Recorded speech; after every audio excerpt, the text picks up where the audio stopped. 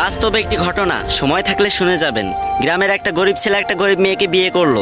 বিয়ের পরে ছেলেটি মেয়েটিকে জিজ্ঞাসা করলো, আচ্ছা তোমার জীবনে কি কোনো স্বপ্ন আছে? তখন মেয়েটি বলল, হ্যাঁ আমার জীবনে অনেক স্বপ্ন, আমি একদিন অনেক বড় ডক্টর হব, কিন্তু আমি যে গরিব। তখন ছেলেটি হেসে বলল, আরে এই ব্যাপার, আমি আছি না। তারপর ছেলেটি মেয়েটিকে নিয়ে শহরে চলে গেল। সে প্রতিদিন রিক্সা চালাতো এবং বাসায় এসে নিজেই রান্না বান্না করতো।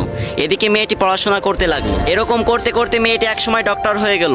ছেলেটি এই খবর শুনে খুশিতে আত্মহারা হয়ে গেল এবং সে সেই ছেঁড়া কাপড় পরেই মেয়েটির সাথে দেখা করতে চলে গেল। মেয়েটি যখন তার বন্ধু বান্ধব নিয়ে কলেজ থেকে বের হচ্ছিল, তখন ছেলেটি সবার সামনে গিয়ে মেয়েটিকে বলল, জানো আজকে না আমি অনেক খুশি, আজকে তুমি ডাক্তার হতে পেরেছো। তখন মেয়েটির বান্ধবীরা জিজ্ঞাসা করলো, এই এ কে রে?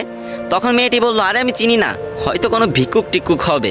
তখন ছেলেটি মন থেকে অনেক কষ্ট পেল। ছেলেটির চোখে পানি চলে আসলো এবং সে বলল, তুমি ঠিকই বলেছো। তুমি জানো আমি তোমার পরীক্ষার টাকা জোগাড় করতে গিয়ে ভিক্ষা পর্যন্ত করেছি। আজ তুমি আমাকে চিনতে পারতেছো না? আমি তোমার স্বামী। এই কথা বলার সাথে সাথে মেয়েটি ছেলেটিকে একটা থাপ্পড় মেরে দিল এবং বলল, তোর সাহস তো কম না, তুই তখন থেকে যা ইচ্ছা তাই বলে যাচ্ছিস, আর আমি একটা ডাক্তার, তোর মতো ফকির আমার স্বামী হতে যাবে কেন? ছি। এরপর মেয়েটির একটি চাকরি হলো, আস্তে আস্তে টাকা পয়সা বাড়ি গাড়ি সব কিছুই হলো, কিন্তু ছেলেটা গরিব রয়ে গেল। কি বুঝলেন? ওই যে গ্রাম বাংলা একটা কথা আছে না, ভালা মানুষের দাম নাই, উপকারীরা বাঘে খায়।